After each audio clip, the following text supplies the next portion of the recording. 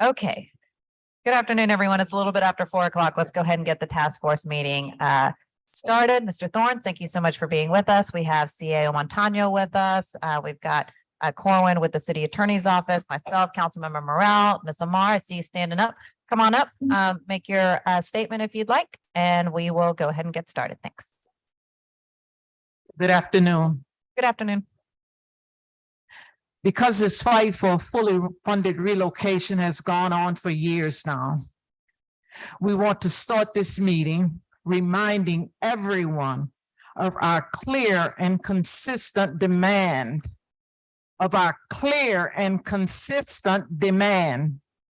Some people may be attending this meeting for the first time or they missed the meeting. And so we need people to listen, to understand, and make no assumptions. We also want to request that since people are here, that the members of the task force spend more time listening and paying attention to the discussions so that everyone can speak from an informed place, if you should speak at all. As residents of Gordon Plaza, who still to this day is impacted directly by our homes being on top of a hazardous waste landfill, we are fighting for a fully funded relocation. Our demands include a fully funded relocation at full replacement costs had our homes not been built on toxic soil by the city of New Orleans, not a devalued amount. Moving expenses to honor our rights to live in healthy homes of our choice without having to incur any debt as a result.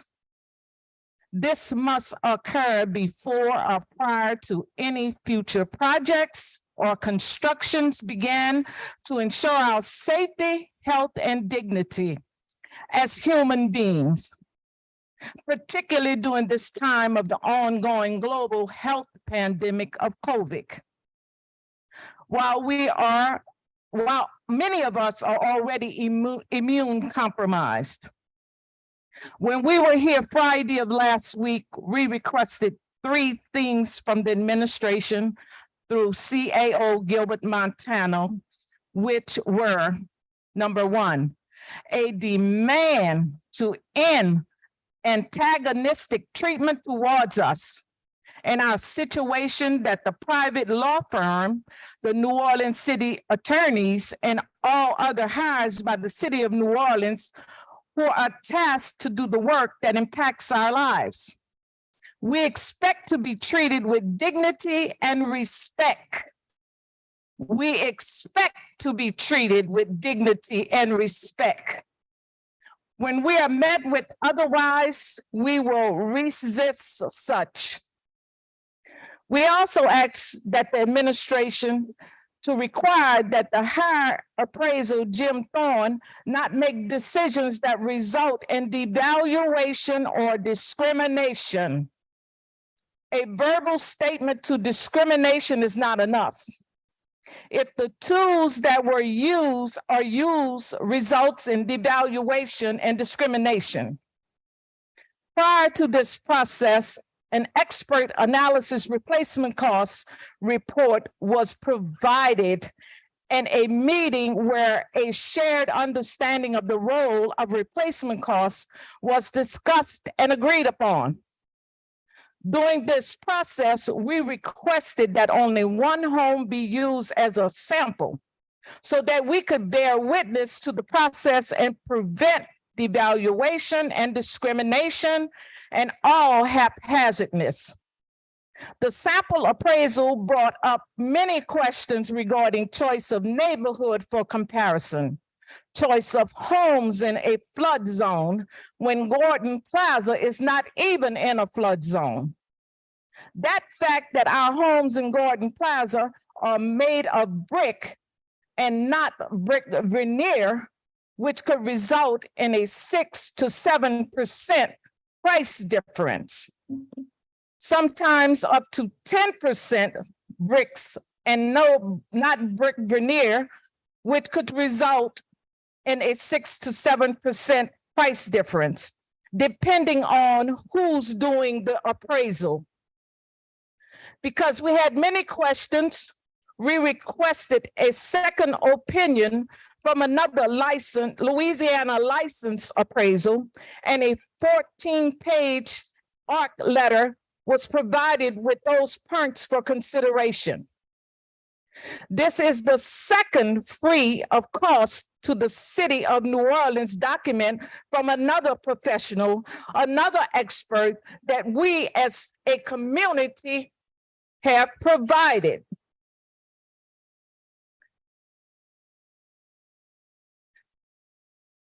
So the least we are owed as a community is the answer to the questions.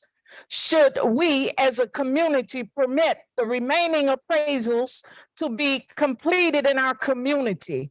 What is going to be the difference?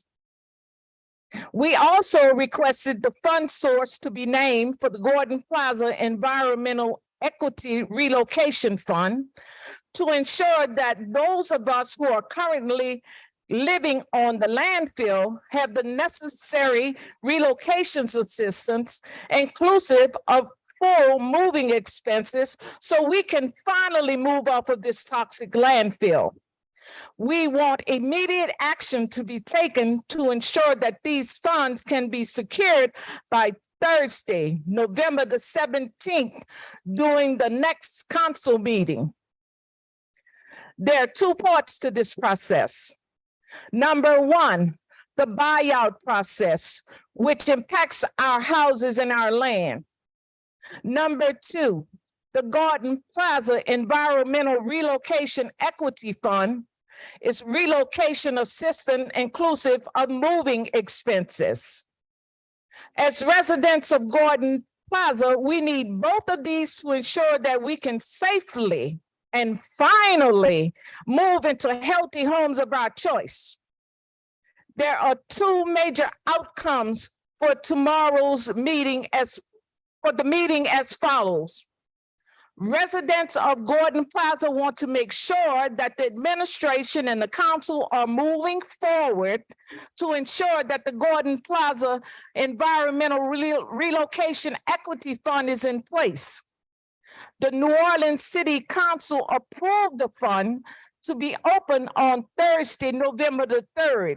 So now the funding source needs to be named and approved. Specific to the relocation assistance inclusive of moving expenses, so we can actually afford to move. And we need all obstacles removed for easy access to these funds. We need all obstacles removed for easy access to these funds. And at last, but not least, we're going to say one more time that we demand this process occur, prioritizing non-devaluation and non-discriminatory practices.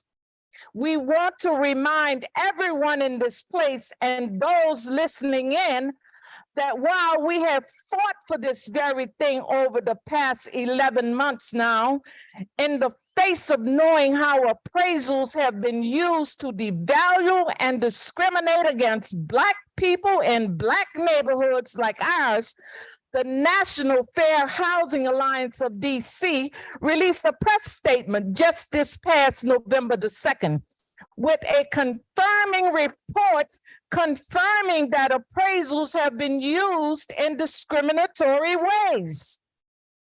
So whether the law requires an appraisal or not, this is nothing to do with the fact that appraisers have tools they can use not to discriminate if they should choose them.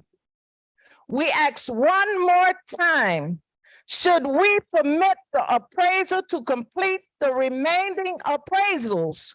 What is going to be different? In this case, we are demanding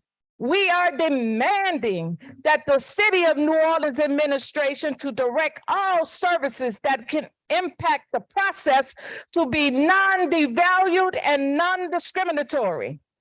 We demand updates and we demand that this process move forward. We need full access to our funds and we need to have it now. We need full access to our funds and we need access to it now. We need access to it now. We need access to it now. All right, thank you, Ms. Amar. So two things on the agenda today. One is to hear from Mr. Thorns. Thank you so much for being with us about the response to the ARC letter that you were provided. And then the other piece too is to talk about the relocation fund, and Councilmember Morrell will address that piece. So whoever wants to go first, you have. If you don't mind, I'd like to go first. Is that okay, Mr. Thorne? Sure. Okay.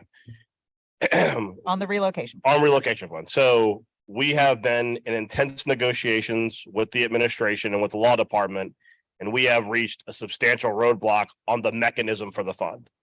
The challenge right now is that the fund as it's currently structured has constitutional issues and has equal protection issues that no matter how we try to skin how we would pass money through the funds, we have been unable to defeat. Now, that does not mean that there's not another mechanism we could use. And though this door is effectively closed, I have the continued commitment from Mr. Montano as well as Mr. White to try and find another way to get relocation funds allocated. We just can't do it through the fund.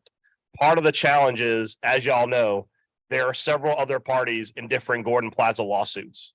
One of the big concerns we could not defeat is an equal protection problem. There are people that are not in the 67 households that are being addressed by the relocation we're dealing with. There are other people who are part of, I believe it's the John Johnson lawsuit, for example, who are separate.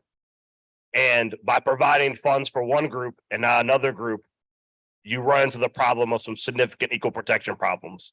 Additionally, by having a fund that specifically cites a very specific area with environmental concerns, there are other parts of the city where people are located in areas with significant environmental concerns. And by providing relocation access to one group and not to all groups, there's also a problem with equal protection. Now, all that being said, if anything, it really highlights the issue that we need to think of this problem as a larger one and have a standing relocation fund for everybody who is in a similar situation as Gordon Plaza. So if anything, it's kind of highlighted the issue that we need to have a larger dialogue on. We have an anti-displacement fund we created for renters who are in like the Lake Willow situation where they're in a house where it's fallen on top of them and they need to be relocated.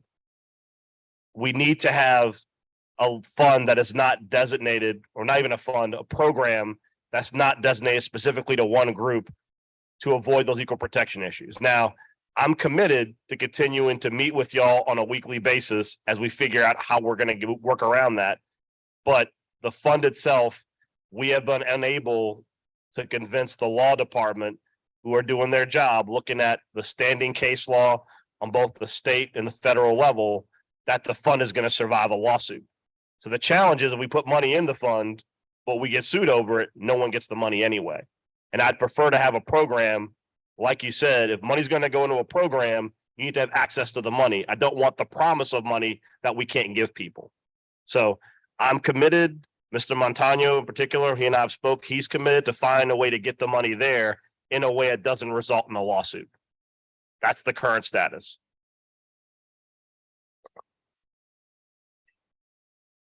Okay, so just really quickly, and thank you to Attorney Corwin for being present. We're hoping that everybody can walk away from this meeting with some clarity about how to move forward from a solution-oriented mindset. So I think one of the things that we need a commitment to is that because you have already named what are considered to be obstacles, that the intensity and the sense of urgency to solve these problems, this can't be a week to week thing. This time last year, as people were talking about the original $35 million that was allocated for this entire process, at that point in time, people were saying, it's just a matter of us figuring some stuff out, figuring out the technicalities, shouldn't be a big deal. And now we are here a year later. So I just want to name a few things. Whatever those obstacles are, we are very, very certain that all of the people here whose jobs are to do this work can figure this out. We also know that, as you mentioned, when it came to the relocation fund that transpired for those who were in the slumlords building, who have still not truly been held account for that, there was an understanding that the New Orleans Office of Housing and Community Development had no problem, because they were under the direction of the mayor, to make that happen. And it happened quickly. And no one had to argue about where that was coming from when there was enough understanding that that was going to be a priority. The quote was, "We will offer moving costs to current tenants who want to leave, the emergency rental assistance up to a year of past due rent." We appreciate that, because that means that all of the renters who currently live in Gordon Plaza, to include the one property managed by Eugene Green, could get their money ASAP. Second of all, we understand that those who are owner occupied, the owners of the properties, even if they were to trust whatever this report is going to be right now, ask for the actual appraisal to be done and an offer were to be made, they still cannot afford to go anywhere. This is something that people have had to know since the beginning of this process, that people have to have moving expenses. And what's really saddening, disappointing, and problematic is that each and every time we take a step forward, there's some kind of roadblock for why we can't do a thing that really could have been done 40 years ago and should have never happened to begin with. So what we need today is a commitment that, because you've been able to name all of the problems, that there's a commitment to problem solve these, and these need to be problem solved before the holidays, because we don't understand why everybody else gets to go in to Thanksgiving joyfully, pretend like nothing we're talking about is not even an issue until they decide to come back, why this can't be problem solved. We're in the middle of budget season. Every single department, every single person who's in charge of a department asking for money has been through these chambers in the past 5-6 days, and they're going to keep coming. There's got to be a way to problem solve what you have just named, Councilman Morrell, without this going on from week to week to week. That's already a huge problem and a red flag for us, that we got to come back we however many weeks. We know we're going to be prepared to come back as many times as need be, but at some point in time, this has to be shut down. This has to be figured out, and we need to problem solve it. And I'm really sure that if there was an intentional commitment, like there was for whichever meeting you all had yesterday to prepare for this meeting, that there could be an intentional meeting to figure this out. Because we know for a fact that you're right. Had people been attended to across the board with all the environmental issues, this wouldn't be a problem today. But what we're currently dealing with today is people who still live on the landfill. They need their funds for relocation, and they need them now. So we just need a commitment on the turnaround on this, because we know that this can be problem solved. We also know that as long as you are trusting, and our objective today is to move forward, not backwards. As long as you are just trusting that the legal team, who has been antagonistic prior to this day, is just going to miraculously figure it out, we already are concerned. However, if people are committed to moving forward, which we have no pattern and trend of that being something that we can rely upon, we need to know how quickly this will be worked out. So I really want to ask the administration, how can we ensure that this happens as quickly as all of the other things that seem to be priorities to other people get done? Because we also know that when it's not, it gets dragged out, and we've seen that happen in New Orleans far too often. So what's got to happen with this to expedite the process? Before Gilbert speaks, I want to say I take full responsibility for the fund and try to push the envelope, because I'll be very candid. You are 100% correct that when someone is given money for a property, the cost of moving and the cost of rent are separate and they have to be addressed separately. Because the reality is that there is always going to be a lag between, even if you go through a buyout process, you find them not amount you agree to. We want to get people out of Gordon Plaza as soon as possible. And there's going to be a delay, like you said, rent and moving, because you may have to rent somewhere while you're looking for a house, but you got to get out as soon as you can get out. So I thought the fund was the way to go. Part of the reason why we got this point is I have been pushing the envelope as much as I can on the fund issue. And when I say week to week, I'm not saying it's going to take weeks to do it, but what I'm saying is that what I appreciate is you as a group are entitled to an ongoing dialogue in real time about what's going on. So when I say week to week, and that me, I'm not saying I'm putting you off week to week. I'm saying that I want to brief you each week on what I've done the week before to try and resolve the issue. And I think to your point about the relocation after those different units collapsed, it might be the Solutions to City program. We're trying to figure out what is the most expeditious way that's going to resolve this, because you're right. People can't contemplate. You have to have both things together, because you can't contemplate the price to buy out a property without making sure people have somewhere safe to be in that time in between. So that's Yes. my comment. And I And agree with everything you're saying. that's been the point that we've been trying to make for the longest time. And I want to just thank you for acknowledging an open space and apologizing, because unfortunately people do stuff around here and they're really hella dismissive about people's lives and they don't own up to it.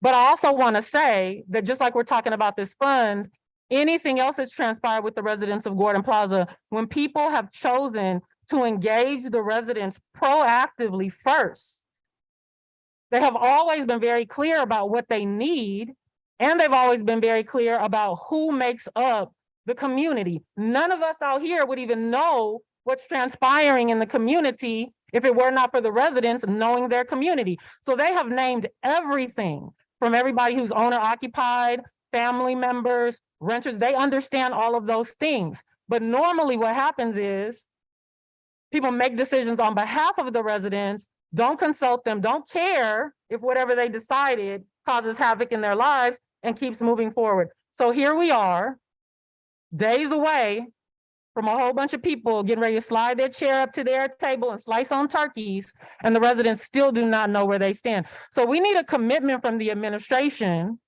and the council that this can be problem solved ASAP, because we know for a fact, while this has been going on, the Office of Housing and Community Development, all these other offices that are connected to housing and equity or whatever, everybody's been sitting in the corners in silence. And we're saying we know that the mechanisms to figure this out are here. But oftentimes people the left hand don't know what the right hand doing and the other way around. This is the time that people need to figure this out. And this needs to be figured out ASAP. So our question is, what time during this window before people leave for this Thanksgiving break can people problem solve around this? Because we have every bit of evidence to believe that if we don't, I'm speaking real calm, cool, and collected today, if you notice, when we don't sound the alarm and stand outside people's houses or shut people's front businesses down and all those things, nothing gets done. We are here today saying to you, you say you all agree to work this out. How quickly can this be worked out? Because I'm telling you now, there's some residents who are actually watching this from the screen right now because it's cold outside. They're dealing with cancer. They're dealing with all these other things. And as you go into this Thanksgiving holiday, the question is, what is there to be thankful for when you're dealing with things like this? So we are saying, let us be thankful for the life that still exists here and do what's necessary to preserve life, because this is on y'all. This is like literally on y'all right now. So I would love to hear from the administration about how quickly we can move on this. Thank you, Madam President, Mr. Vice President. I'll try to address those questions, and in all candor, I share the frustration of the complexity that this has continued to evolve, not to negate the dynamics that we've had to go through. But one of the things that I can say transparently is that the administration and the council me as well as the other counselors on the table are working ardently to try to solve this. I mean, there's no malintentions, ill intentions to try to, save money or try to delay or antagonize unintentionally. Truly working with the members of the council, and we are on the same page. And if we could get this done tomorrow, there's no doubt in my mind we would all wish we could get there. We're trying to legally get there so that we don't tie up your money that has already been highlighted or have to pull back in some sort of way. It's the full out legal protections that we've always highlighted and talked about, and I know that you all have also acknowledged. So for clarity, completely supportive of, as I said, the figuring out a way for the moving expenses, the rental expenses, all the other pieces associated with it. As we were talking yesterday, I know the smart lawyers on the call had some other ideas that we're going to explore, and we're going to continue to move forward. And I know that Councilmember Morell's staff is ardently getting those conversations and calls happening.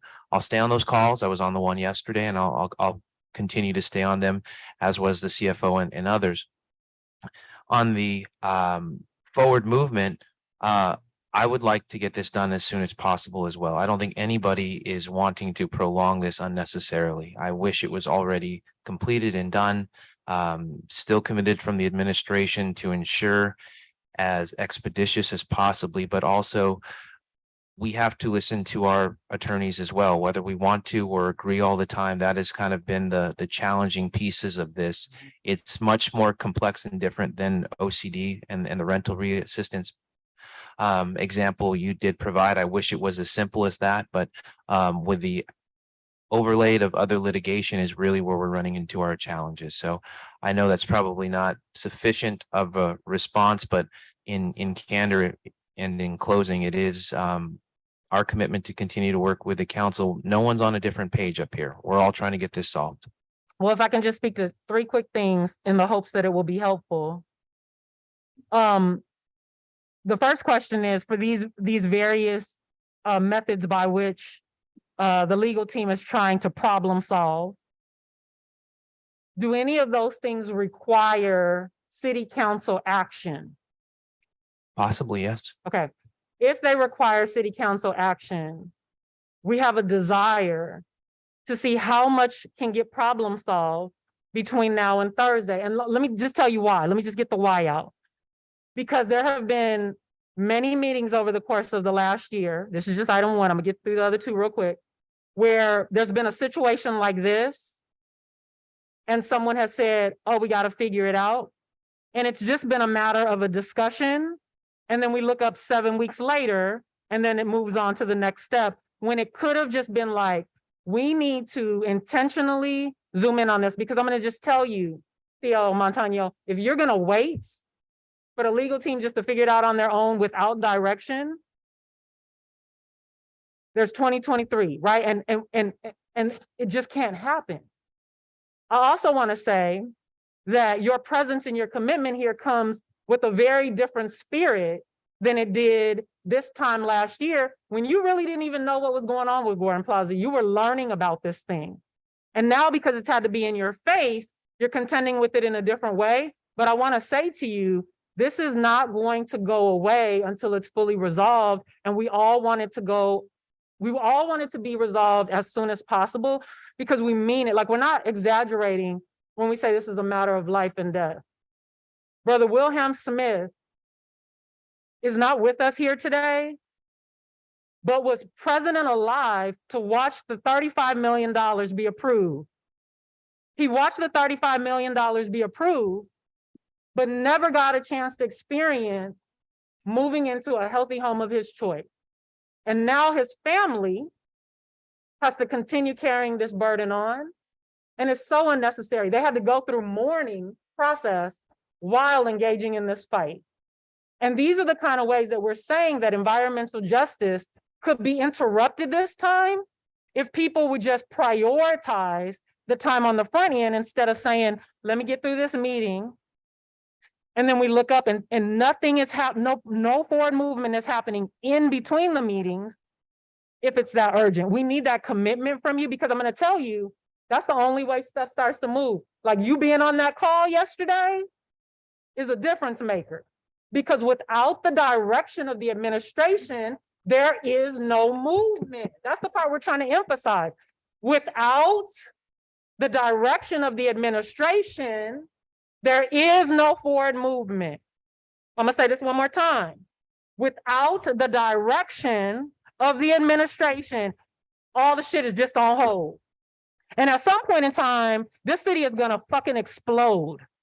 Because tolerance level is just not here to continue watching people parade around. We need forward movement and we need it now. Your direction to the left or the right, above your head and below your head makes a difference. And we need you to like lock in to get this across the finish line because it's not gonna happen otherwise. But the motherfucking city will explode. I'm telling you, we need to address this issue and we need to address it as soon as possible. Because we've already had 12 people pass away under this current administration alone.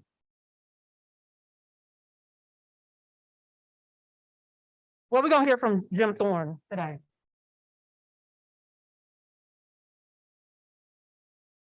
Coming back to the deadline on that. Okay, so Mr. Thorns, you are here to talk about the letter that you had been sent.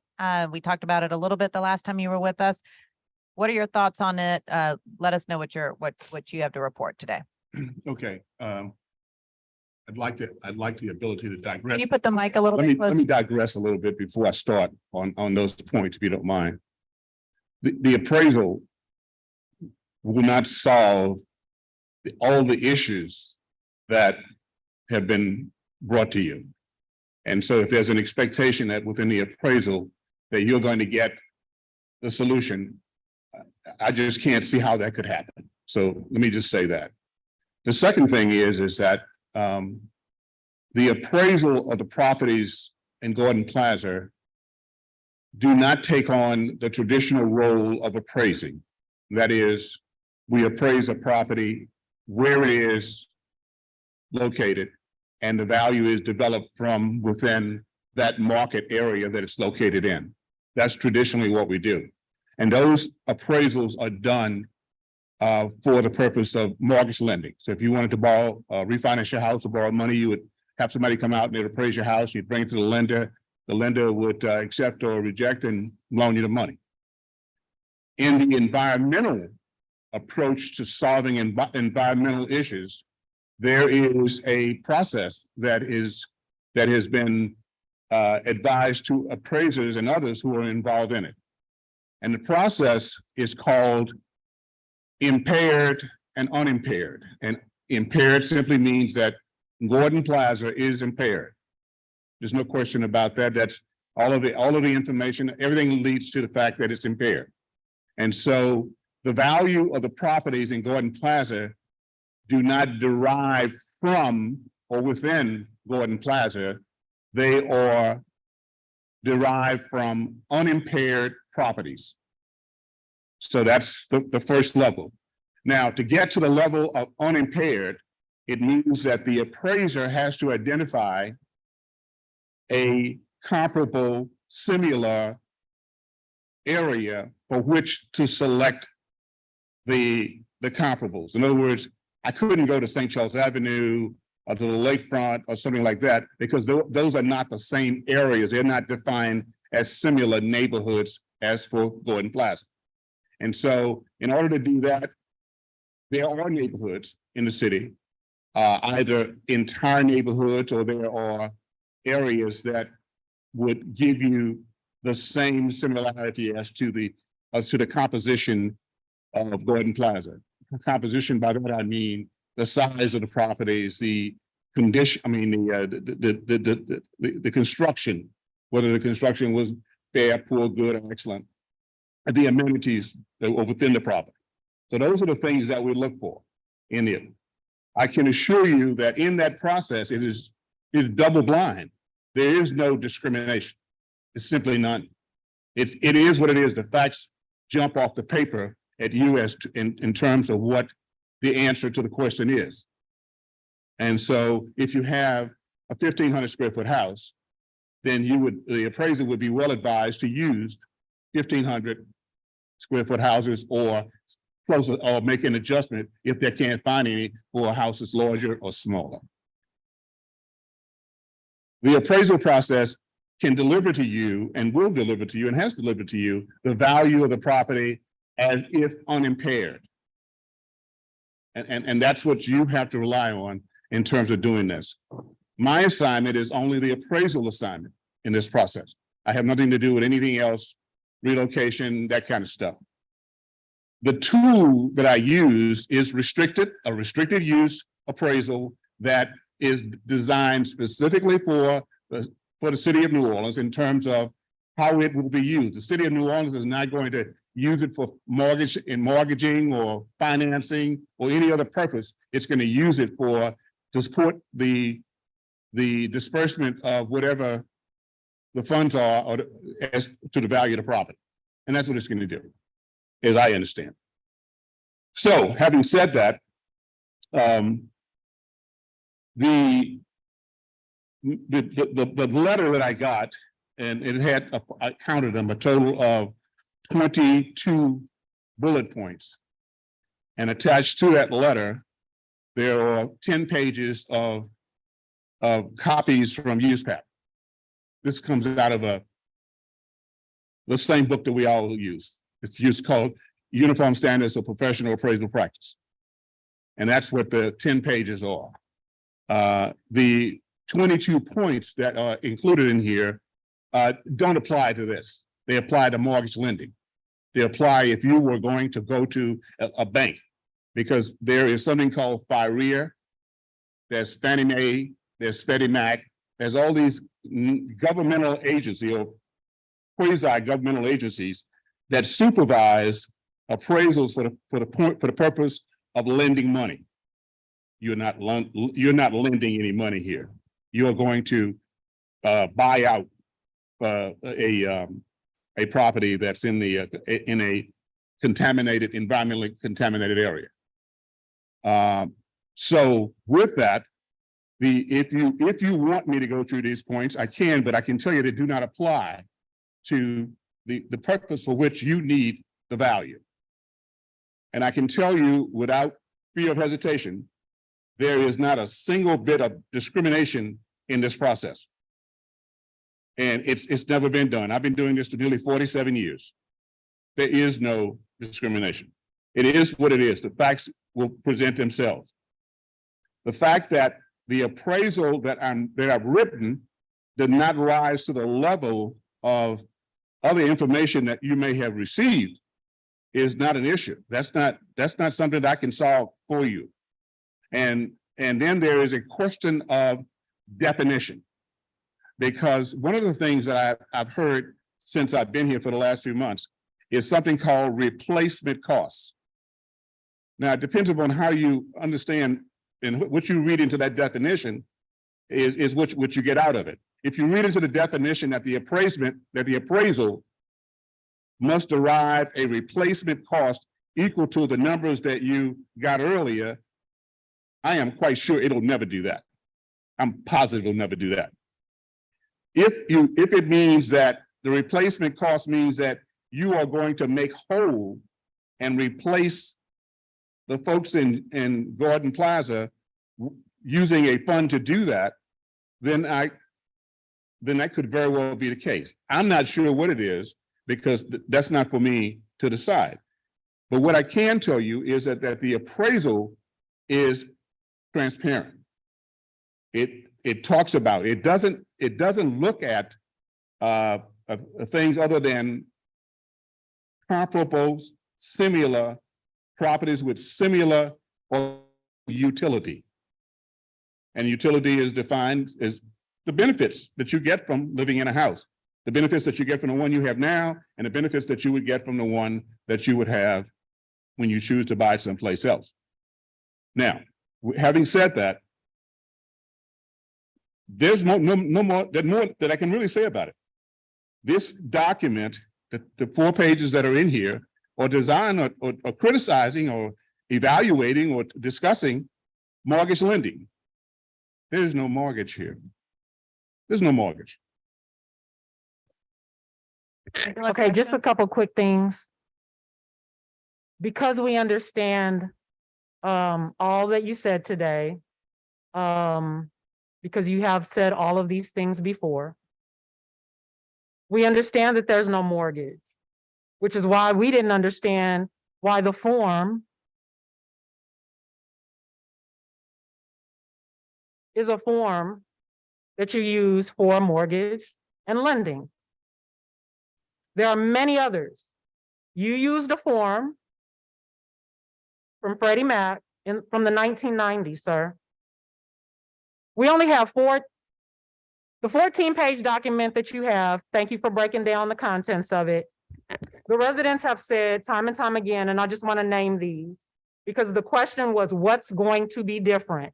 No one is asking for the appraisal to solve for all problems. The residents have been very clear that the expectation is that the appraisal be non-discriminatory and non-devaluative. So for example, 4 tangible examples. You chose a neighborhood with the 3 houses in it. We don't understand what criteria you use to choose that particular neighborhood. You don't have to answer this right now. I just want to get through the 4. There are other neighborhoods in close proximity. Just across a line, all of a sudden the property value goes up dramatically. President Moreno asked you what's the difference between Gentilly Woods and Gentilly Terrace, never got an answer. The residents do not live in a flood zone. Your response to that was, we in New Orleans, we all live in a flood zone. That is not an appropriate answer from an appraiser when people do not pay the same amount of money for their house insurance based on where they live. That's not appropriate. The residents live in all brick houses. You gave a whole lecture to them about brick veneer. We understand the difference between those two. The houses that you chose are all in that neighborhood. And even though you say that they're similar neighborhoods, we understand, and I think you would as well as an appraiser who's been doing this for quite some time, that these neighborhoods are located where they are as a result of discriminatory practices and devaluation. Redlining is a thing. So when you use your appraisals in discriminatory ways and people don't get the money that they are rightfully due, they have to stay within the red line. We understand that. So when you make choices according to your appraisal, you're making those choices and we acknowledge it's subjective. But that is why we advocated, that's why the residents asked the team to come together of experts who don't have all the answers. We don't have all those answers, but legal expertise, environmental expertise, and real estate expertise said, use replacement costs because it removes that. So then you said, you understood all of that, didn't want to use Xactimate, but wanted to use Marshall and Swift. But here's the problem, sir. You had the Marshall and Swift page in the back of the packet. And while it was in the back of the packet, there was even a cost of $28,000 for land that was not incorporated into the appraisal. When asked the question about where's the land cost, you said it's all up in there together. That's not how this works. That doesn't build confidence in people that the appraisal, we're not talking about solving for all the things. We're saying in the context of what you agreed to do in the appraisal, understanding what you've said about impaired and unimpaired, that the selections and the criteria you use honor that. We did not even see how the report that was run at the end for Marshall and Swift was actually incorporated into the final outcome. And I just want to say this for CAO Montano, that offers and appraisals are not one and the same. People are making offers based on these appraisals, but if the appraisal is problematic, we already know the offer going to be problematic. I just want to ask you this question, CAO Montano. You getting your house appraised. That's the explanation you got from a Fannie Mae document from the 1990s. And you look at it and you have questions about it, and that's the explanation you got. You telling me that would be acceptable to you? What he said? I'm not sure I'm clear on understanding I think you heard your question, because if I was not comfortable with the appraisal, I would challenge it with an alternative appraisal. I right? got it. And if I those got were not the same, I would go, I got it. So what I hear you saying is you stand by this man. So the residents will decide if they want to go forward with the appraisal process, and then they will do what they said that they were going to do before, which was reach out and say, go ahead, sir, complete the rest of the appraisals, and then we'll go from there. Because you stand by him. You stand by this man. You stand by his side. let's not mischaracterize. Well, I want you to help me Madam- understand, because I Madam hear you President.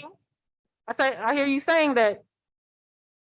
I've been very clear, and at least from the administration perspective, that we have to respect and follow a legal process. Yeah. And the legal process is hiring the experts necessary to provide us that fair market determination via the appraisal, and that we had to abide by this. If Yes. there is any other direction other than to provide the highest amount we can to every resident that is legally defensible, that is what I stand behind. Okay. The highest amount possible that is legally defensible as it relates to the outright purchase of the property. As it relates to the other items that Councilmember Morel had talked about, I'm open and willing to address within the legal frameworks as well. I mean, I've absolutely ensure that we're following those criteria, whatever amounts necessary and legally defensible as well. So Okay. I stand by making sure that the guidance we provide is legally defensible. So I'm just going to emphasize this one more time, because this is not a mischaracterization.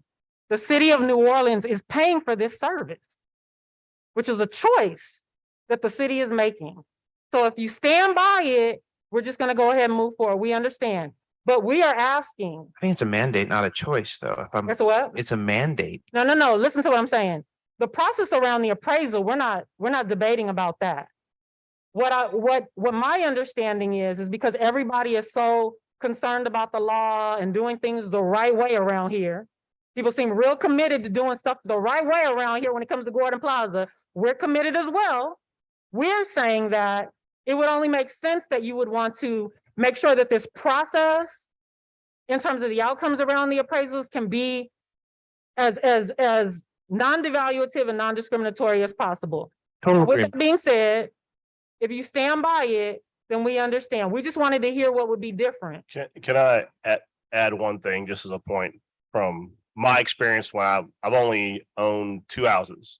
When I sold my first house, I went through an appraisal process, and I guess I'm kind of confused in that when I sold my house and I had my first appraisal, I did not agree with the appraisal. And for example, there was a part of my house, as I recall, that was an addition that was on the back, and we disagreed as far as I called it living space, and the appraiser said, I don't think it's living space. And we argued about that, and I presented my case, and he changed it to a living space. And I guess from my perspective, a point y'all have brought up repeatedly is brick veneer versus brick and the valuation difference there. I do think we should have residents who are comfortable that if they have a issue with a component of the appraisal that affects the value, that they should be able to make the case that should be brought to the appraiser to look at that and say, well, maybe I got that piece wrong. Because there is certainly, I mean, from my perspective, if I'm looking at a brick veneer house versus a brick house is more desirable than a brick veneer house. And I think that we need to not be in a position where people feel like the appraisal is an absolute take it or leave it if there's a legitimate question, because I know, and I'm admittedly not a regular member of the task force, I'm not on the task force, but from my interaction watching the meetings and being here, there's certainly going to be times, for example, where an appraiser comes to your house and you're not there, so they can't see inside your house. And they have to make a cursory glance around if it's not planned. If there are parts on it that you should disagree with, I just feel like, do y'all feel like there is not an opportunity if there's a disagreement that you're getting legitimate consideration? Well, this is a great question, because here's the thing. The meeting prior to the last meeting, that was the purpose, because there's 67 properties being impacted. That was the purpose of saying Ms. Sheena volunteered for her property to be used as the example. This is all for the purpose to help support ensuring that there's less mental, emotional, and physical burden that the residents have to carry, because this will be happening 67 times. He'd be getting these kind of phone calls. And this one from Machina, we've been talking about for four weeks now? And so those issues that have been brought up have been surfaced, and those are what you heard me say, those are the responses that were given back. So it does feel very take it or leave it, and it feels very take it or leave it because even though it got removed, we're appreciative that the 30-day deadline got removed. The appraisal was in the envelope, the offer was on the top with a 30-day deadline. That does not feel like there can be a discussion about what the concerns are. In addition to the concerns that were brought up verbally by Ms. Sheena in this meeting, then there was the letter that came after it to say, hey, this is in the spirit of ensuring that there's forward movement for the resident to support the process. There's a document right there that speaks to those things. And what we're hearing is this is what it is. And that's all we wanted to understand for today. I think it's just really important that these things be surfaced because these are the services that are being provided on behalf of the city. And if it's being paid for, y'all are defensive about the public funds when it comes to relocating the residents, but haphazard as hell about the public funds that go to these contracts to pay people who don't even want to entertain a legitimate question. That is a problem. And so we're saying to you, CAO Montano, in the spirit of forward movement, we honestly believe that because this should really just be a transactional process. This shouldn't even be this complicated. But if people are going to have a take it or leave it, antagonistic, this is what it is, we still perpetuating the red lines attitude about this, then we know this is what we contend with. So we came here today to ask the questions and we've got the answers. So what I hear you saying is that as it relates to forward movement on this, you stand by this. Mr. Thorns, are you open to taking into consideration the inquiries that have been brought up in regards to Machina's property? To just revisit those things that Machina has brought up about the appraisal that you have done regarding her property, because that says something about every other resident who's going to follow Machina. Well, I don't recall her giving me any specifics that I need to readdress about her appraisal. I have no problem with doing that, by the way. That is not a closed door situation. So if I missed something with respect to her property, surely I would be more than happy to revisit it. I was asked to do this appraisal so that you would have a tangible document to look at in terms of, and what you were looking for was the outcome, which is the value. And I did it in short order as you requested, and I brought it back. But I hear things that I'm not sure that that's what you're talking about. For instance, you talk about brick veneer and brick. And I assume that that I don't know whether that's one of the questions or not. And so I suppose the best way to get to that problem is take a piece of paper and write down 1 through 10 or 1 through 20 or 1 through 100, whatever it is, those things that you think that were not properly addressed in the appraisal in terms of the property itself. Okay, so thank you for that. Because let me finish. Okay. Let me finish. Go ahead. Because, you know, there is no closed minds on this process of doing an appraisal. Appraisers are not little angels from heaven that comes down with all knowing. So I did not have a chance to visit her property on the inside because when I got there, she said to me that she was concerned about corporate. I respect that. And she walked around the property with me and I made notes as to what was there. And I wrote a report on what I saw. None of those are problems, Mr. Thorns. And so if there are issues that I missed, please give them to me and we can resolve that shortly. Okay, so we're gonna say again, just to be helpful. When that meeting, there was a letter from the residents indicating what those things were. Mr. Montano, you received it as well. It's a bulleted list that preceded this letter right here from ARC, hoping that there would be a response to that. There was no response to that. So it was like, you know what? Everybody around here say, we ain't no experts. We don't know shit. So then we said, let's go to ARC and see if we can get a second opinion. And you have it. Those things that were in the bulleted list that was sent over is also in that document. Angela, let me interrupt. I'm gonna have to go in a second to pick up my daughter. I commit to y'all, I will have a call with, my office will have a call with whoever y'all want on a call on Friday, Mhm. give you an update on where we are looking at other options. Okay. So So- we will have so- a conversation on Friday Thank with you. that. I just want a commitment before you leave that you will make an intense effort to keep following up on what this process will be, because however this is going to transpire, this needs to happen ASAP. And once again, there's no answer today. You have my commitment that we're gonna continue to work So on what's this. the deadline for this? We need a deadline. Come on, JP Murray, you know we need a deadline, because if we don't get no deadline, people are gonna be slicing on turkeys, and we're gonna be right up in here before Well, Christmas saying the same thing. I commit to you that on Friday we'll have a call and we'll have another call on Wednesday and hopefully have a mechanism set up to do it. I am trying to figure out a legal way to get this done Mhm. that has unimpeded access to funds. Mhm, I am not the legal expert mhm. trying to do this. Right now, I'm in a position where I'm just coming up with a list of ideas and trying to figure out which one of that is going to make it through. Mhm. I'm committed to dedicating the time and to talking to y'all regularly on it. I think I speak at least for the three people who are here today. We are committed to getting this done as soon as possible because this is beyond time. Y'all have waited more than enough time to get this done. I mean, but as far as like, this is the due date, this will be done. Once we're able to figure out which idea is the one that's going to work, Mhm. then I can give you a deadline on that. Okay. I got to find the idea right. We understand that. So what we're saying with the administration sitting right here, how quickly can that process go? Because see, here's what I do believe. I do trust and believe this, that when people are serious about a thing, things start moving forward. But as soon as we get up from this meeting and we move forward, people are lost in the sauce and they're in different places.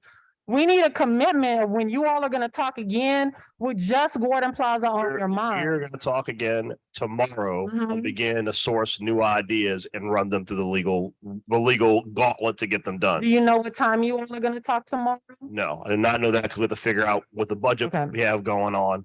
But I will prioritize, even if I have to leave or if my staff has to leave, to having that call with legal tomorrow. I'm working right now with my staff. We're texting back and forth on different ideas we're looking at. Mhm. But that is why I said we will have a call with whoever you want on it on Friday and a follow-up call on Tuesday or Wednesday, whichever you prefer, to show you every day. I will show my work as to the calls I made and the communications I've had and what those ideas are and what's the status of those ideas. Okay, one final question, because I know you have to go.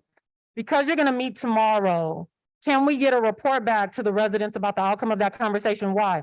Because what we don't want to have happen is the mindset be about Friday, and there's an action that could have taken place on Thursday, and we missed the opportunity, even if it's a first reading, whatever it is, because that puts us 2 weeks behind, 2 weeks behind, 2 weeks behind, and we got a Thursday coming up this week. Someone will call you tomorrow and give you the outcome of conversations tomorrow. It'll be either me or it'll be, if Keith is no longer sick, it'll be Keith, but one of us will communicate with you tomorrow on what was the result of the calls tomorrow. And that call will also include knowing where the administration and the legal team sits in relationship to that as And well. to be perfectly candid, on every call I've had thus far on this issue, at every opportunity, Mr. Montano and Mr. White have said, we are committed, figure out a way to get this done. So everybody, I mean, to your point, the administration, at least as far as Mr. Montano and Mr. White are concerned, have been consistent saying, we want to get this resolved. Please prioritize getting this resolved. Okay, and so on the administration side, when those conversations happen tomorrow, you will also know where a legal team sits in relationship to it. Because see, what happens is everybody feeling real good. Then they go back, talk to the legal team, and now barrier. We need to move this forward. So if there's an obstacle that needs to be addressed, that has to be a part of the problem solving of the conversation, because we know it can be addressed. That has to be a part of this conversation tomorrow, because what we don't want to do is we don't want Thursday to come and an action could be taken on Thursday that gets put off 2 more weeks. And then suddenly can't nobody take action because Christmas coming. This $35 million is sitting there, part of this fund that's in Liberty Bank, we know at the end of the day, this is supposed to be a part of the 2022 capital improvement plan. We're trying to wrap it up in 2022. No, I think that's fair. And I think it's important to remember that during the course of any week, Mhm. we can have a special council meeting if we get to a resolution. Oh, now you're talking. Now you're talking. So I think I'm not going to steal the council president's thunder because she says that all the time. Mhm. If we can figure out to pull where now it's time to pull the trigger, we're not necessarily restricted to that 2-week window. Mhm. But I will get you a call tomorrow, either from me or Keith, updating you on the calls tomorrow. And then if it's not resolved, we'll have a follow-up call on Friday and one next week as well. We only have 3 council meetings that we're aware of before Santa Claus. But like I said, we're not restricted to those 3 Okay. council meetings. I appreciate that. So so the Tomorrow, Friday, and Tuesday or Wednesday next week, if we have to have one. you're saying Friday. Listen to me. I'm saying tomorrow, Yeah, and I'm saying we'll know tomorrow at the end of that call whether something is actionable for Thursday, because we go to tomorrow. thank you. If something's actionable for Thursday, we'll move Thursday. If not, we'll continue to have conversations. You'll get another update on Friday, Yes. and then another one next week, either Tuesday or Wednesday, if we need an update. After the council meeting, you still have 2-3 more budget meetings going on in here the week after, before Thanksgiving comes. So something's gotta give before Thanksgiving, so people know that moving expenses are a thing. If we're all working towards the framework for dealing with moving expenses, and like I said, including rent, Mhm. because the Yes, goal is to get people somewhere safe yes, so that they are no longer in somewhere that's not safe. yes. Okay? Thank y'all. I will see y'all soon. So, Mr. Montano, we're hearing you indicate that as it relates to the communication with the appraisals, and we're also hearing Thorne say, if there's a question or concern that comes up regarding the appraisal, the door is not just locked down, closed, if the residents have concerns. Because what we will do for your convenience, Mr. Thorns, is we'll go back to the letter that was sent before, cut and paste the little bullets and send it over to you in terms of the concerns regarding Machina's property. Well, I thought I heard that you said that there were a list of things Yes, there are. that Ms. Sheena had that were not addressed in the appraisal. That's correct. And that list of things is something that you've already given to the council or the administration, Yes. and they can simply pass that. They sure could. They should have been passed it to you. That's correct. Well, Right. I don't know about all that, but I just know if there's a list, What I'm gonna do things that too, are specific to Ms. Yes. Sheena's property that needs to be addressed by me.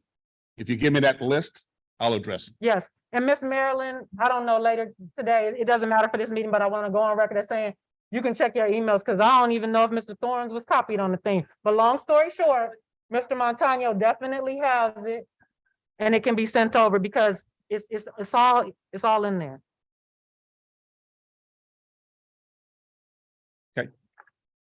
Am I finished? I think you're finished. Okay, Thank you, Mr. thank Thorns. you very much. Okay, so So Thursday, tomorrow, so tomorrow, and prep for potentially something Thursday. yes. All right. Okay, and let's look at our calendars for the next Gordon Plaza Task Force meeting. Do you want to figure that out when you talk to Councilmember Morrell tomorrow? No, ma'am. I'm just throwing it out there. Throw out some dates, Angela. Throw out some dates. Ms. Marilyn, you have any objection to any dates?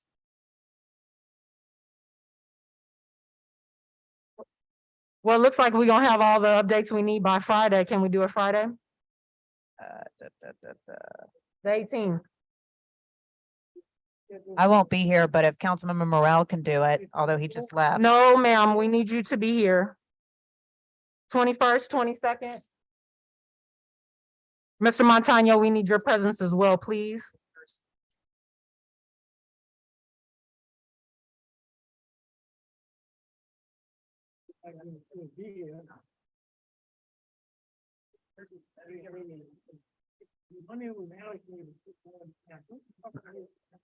This depends on the times. What about the chamber? Oh. Chamber, yeah, so at three, hang on, let me talk. Oh.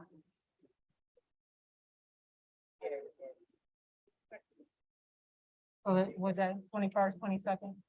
21st. Only because of.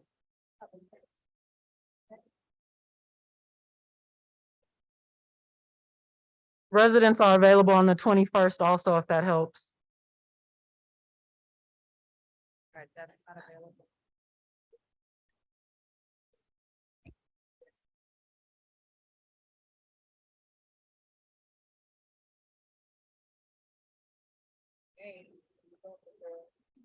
I would be doing better. We just need to make sure that Councilmember Morel can be here too, so that he can also provide the update. So hang on.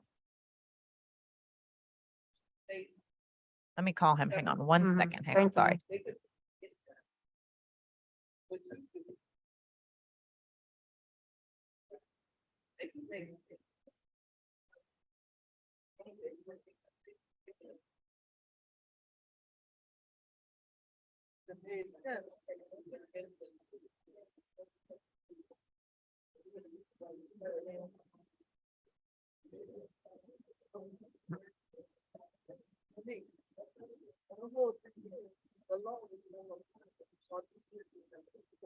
The lower program when they bought the property. But now,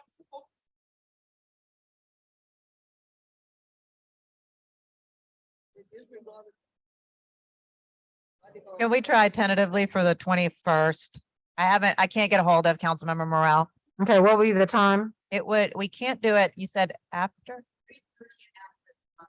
Okay, so sometime before 3:30 on the Ms. Marilyn. 21st. Before 3:30? What time? 1 o'clock? 1 o'clock? All right. Paul, can you put that down for 1 o'clock? You can do it at 1 o'clock? Okay, see y'all then.